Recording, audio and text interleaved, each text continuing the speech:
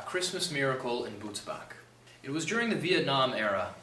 Jeremy, dressed in navy blues, caught two connecting planes, beginning in Cannes, France, after leaving his ship, and landed in Frankfurt, Germany.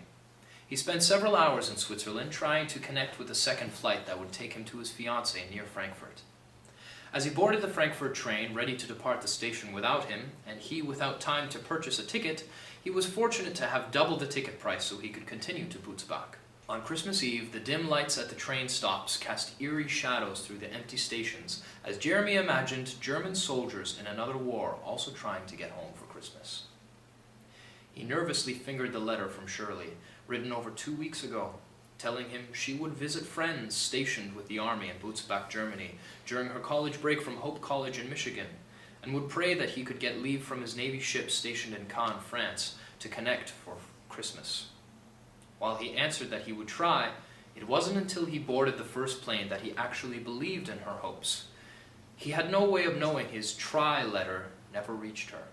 Butzbach was a welcome announcement, and Jeremy eagerly left the train in search of the Piccolo Bar, central in the little village, across from the plaza where all the surrounding buildings had gingerbread trim out of a fairy tale, with Christmas lights creating a colorful glow.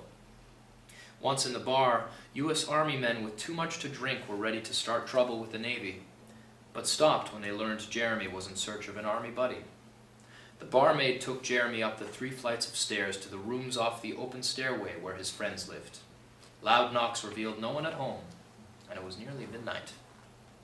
"Perhaps they went to the church," she said, and pointed to the ancient church, tall steeples framed by the night sky and surrounded by a large, wrought iron fence with a central gate leading to the main door.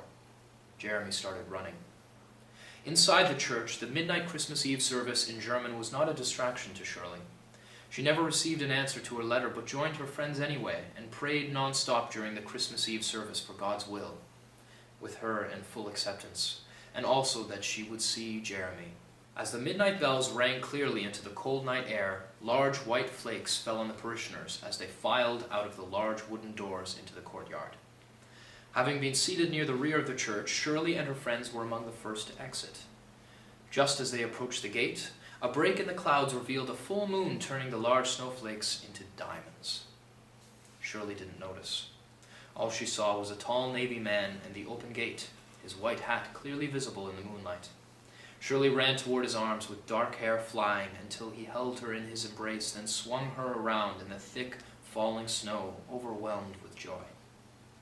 The parishioners clapped their hands and shared the joy, realizing without words that they had witnessed a Christmas miracle.